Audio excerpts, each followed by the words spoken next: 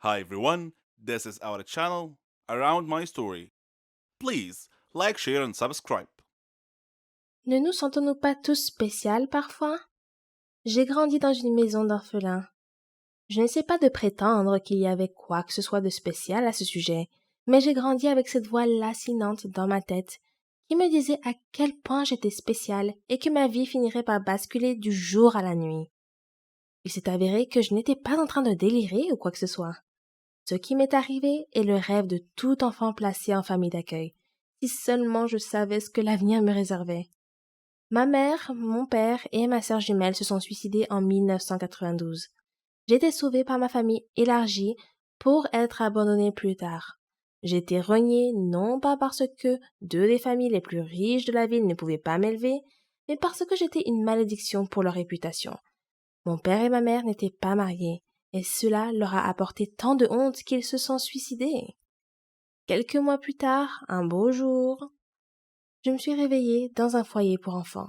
Je suis maintenant orpheline. Je n'ai absolument aucun souvenir de mes parents, ni même de ma sœur jumelle.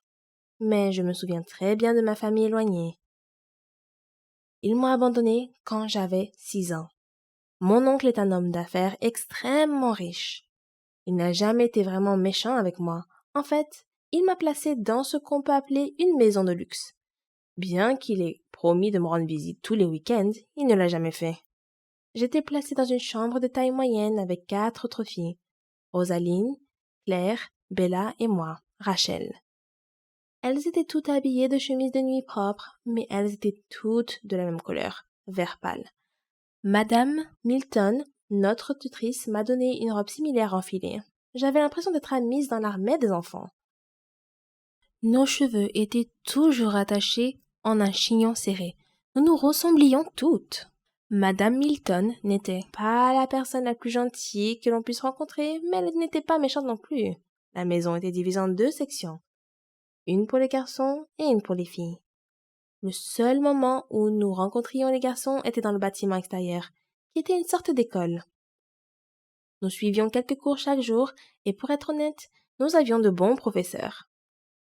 Je m'assieds toujours à côté d'un garçon qui s'appelait Nate. Je le trouvais super intelligent, et il m'aidait toujours à faire mes devoirs de maths, car les chiffres n'ont jamais vraiment été mon domaine de prédilection.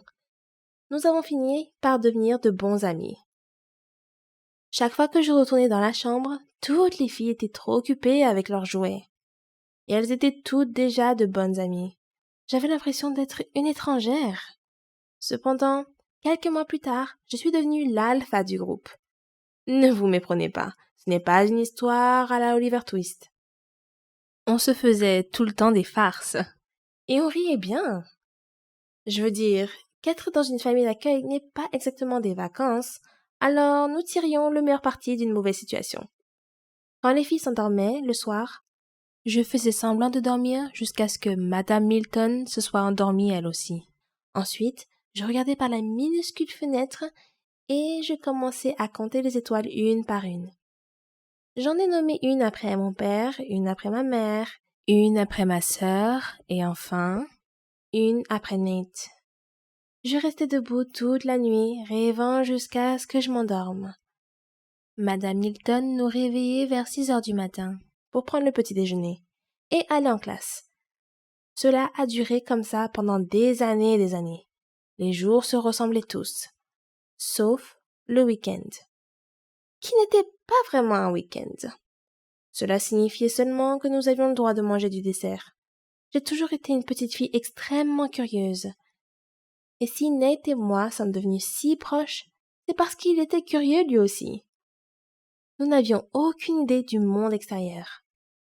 Nous avions tant de questions sans réponse, et parfois, nous inventions des réponses pour apprivoiser nos cerveaux. Les filles avaient des parents qui leur rendaient visite pendant le week-end, mais moi, je restais dans ma chambre. Parfois, je pleurais, et parfois je fermais les yeux en essayant d'imaginer à quoi ressemblait ma mère. Un jour, pendant le cours de sciences, Nate m'a demandé qui me rendait visite le week-end. Je n'ai jamais répondu.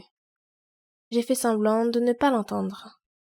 Mais dans un moment d'extrême confusion et de tristesse, j'ai écrit quelque chose sur un morceau de papier et je lui ai passé. Il disait « Sortons d'ici ». Nous avions 12 ans à l'époque. Je ne me souciais pas du tout des conséquences. Tout ce qui m'importait, c'était de sortir d'ici et de découvrir ce qui se passait dans le monde extérieur. Je voulais retourner chez mon oncle, même s'il ne voulait pas de moi. Nate a regardé le papier, l'a plié en deux, l'a avalé, et il m'a fait signe de tête. Je n'étais pas sûre de ce qu'il voulait dire par ce signe de tête, jusqu'à ce que, à minuit, alors que je regardais les étoiles avec lesquelles je me suis liée d'amitié depuis des années, j'entendisse le glissement d'un papier sous la porte. Je me suis levée rapidement et le papier disait « Retrouve-moi à l'école dans 5 minutes ». J'ouvris lentement la porte et descendis en courant. Nate et moi sommes restés là, maladroits, ne sachant pas quoi faire.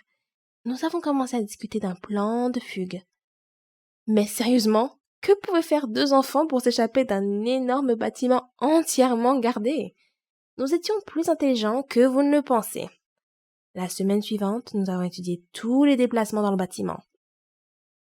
Quand les gardes de sécurité changeaient d'équipe, quel professeur quittait la classe plus tôt. Nous avons même mémorisé les heures auxquelles Madame Milton devait aller aux toilettes. Nous avions un plan solide. À la fin de la semaine, le vendredi, nous avions cours d'histoire et le professeur partait toujours quelques minutes plus tôt. Au même moment, les agents de sécurité changeaient de poste et Madame Milton mettait 3 à 4 minutes pour descendre et nous raccompagner à nos chambres. C'était le moment. C'était le moment que j'attendais depuis le début. Nous avons passé le dos du garde et nous avons couru et couru comme si c'était la dernière fois. Après quelques pâtés de maison, nous étions à bout de souffle. Nous étions 2 enfants habillés exactement de la même façon, sans argent et sans endroit où aller. Mais nous ne pouvions pas nous arrêter, pas après avoir finalement réussi. Nous avons continué à marcher jusqu'à ce qu'il fasse nuit. J'ai regardé le ciel et je n'en croyais pas mes yeux. Le ciel avait des étoiles à l'infini. J'ai laissé tomber mes cheveux et me suis débarrassée de ce stupide chignon que j'avais depuis des années. J'ai décidé que Nate et moi pourrions aller dans un magasin et demander un emploi convenable qui pourrait nous offrir un endroit pour vivre et de la nourriture. Oui, j'étais tellement intelligente et je le suis toujours. Nous sommes donc entrés dans une épicerie tenue par une vieille dame.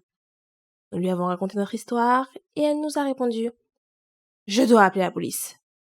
Nous avons supplié et pleuré et la dame avait un grand cœur. Elle nous a offert des sandwichs et nous a dit que nous pouvions aider à livrer les courses dans le quartier.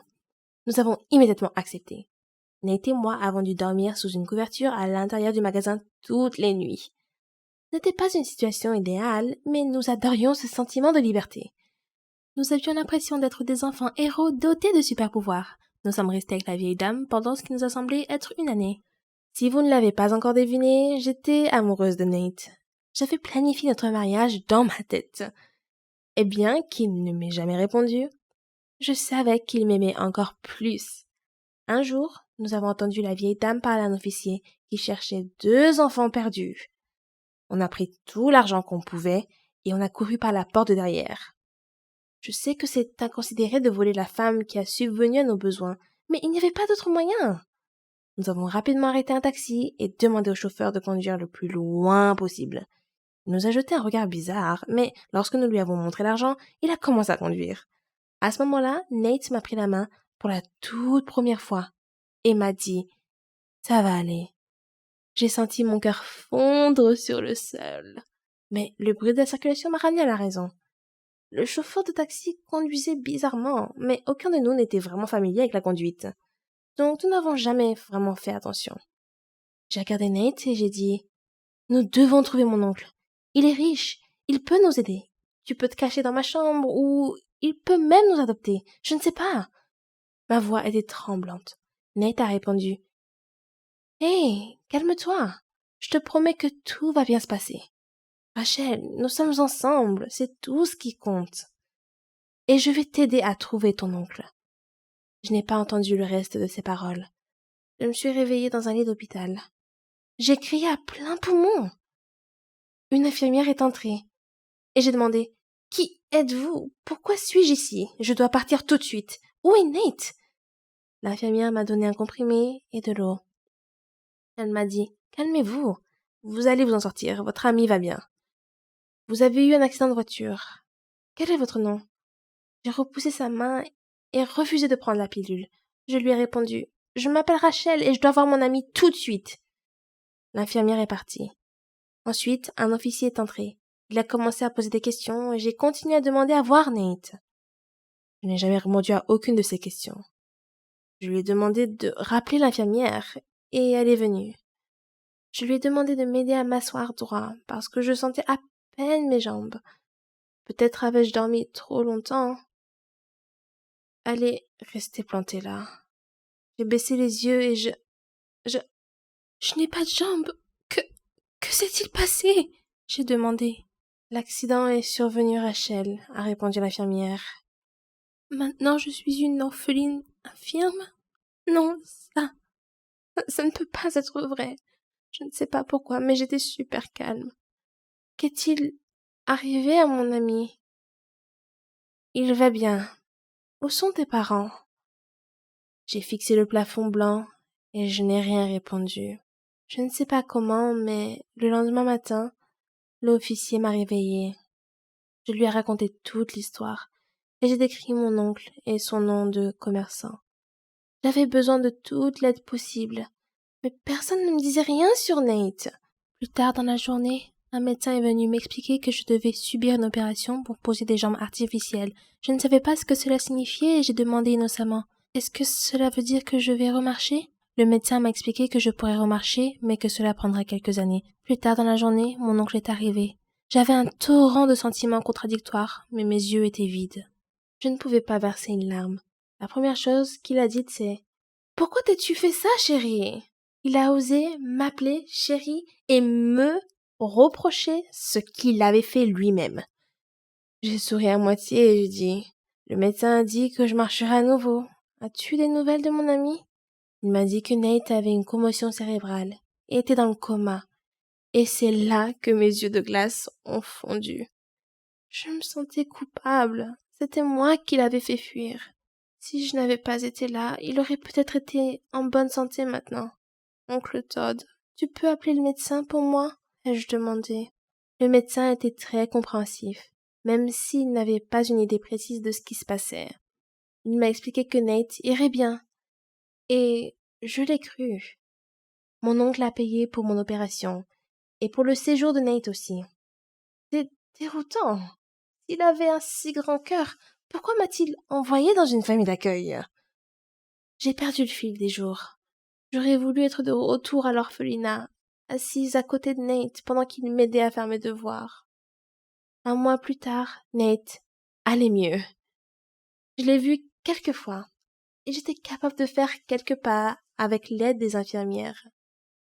Mon oncle me rendait visite de temps en temps, et je voyais bien qu'il essayait de se faire pardonner. Mais n'était-ce pas un peu trop tard? 10 mois plus tard, nous avons tous deux été renvoyés à l'orphelinat avec des rapports indiquant que Nate risquait une attaque cérébrale et que je ne pouvais pas marcher ou rester debout trop longtemps.